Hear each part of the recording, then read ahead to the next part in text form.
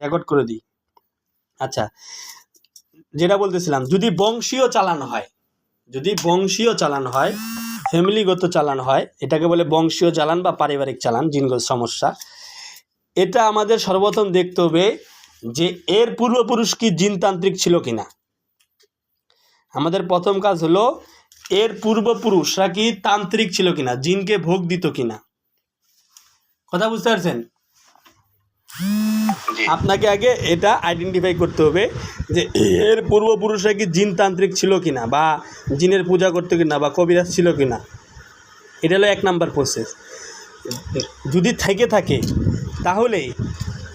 থাকে তাহলে তিনি কি কোনো সময় জিন বোতলে বন্দি করে কোথাও পুঁতে রাখছিল কিনা, এটাকে বার করা, যে বোতলে বন্দি করে পুঁতে রাখছে কিনা, মানে হিস্ট্রিগুলোকে নেওয়া।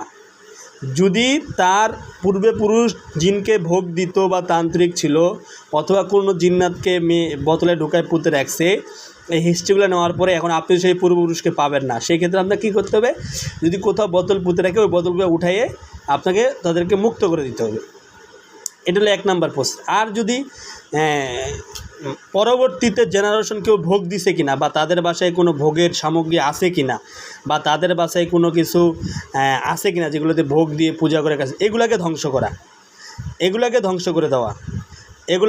করে দেওয়া। যদি তাদের ফ্যামিলির মধ্যে ব্যাকগ্রাউন্ড থাকে জিন কবিরাজি ব্যাকগ্রাউন্ড।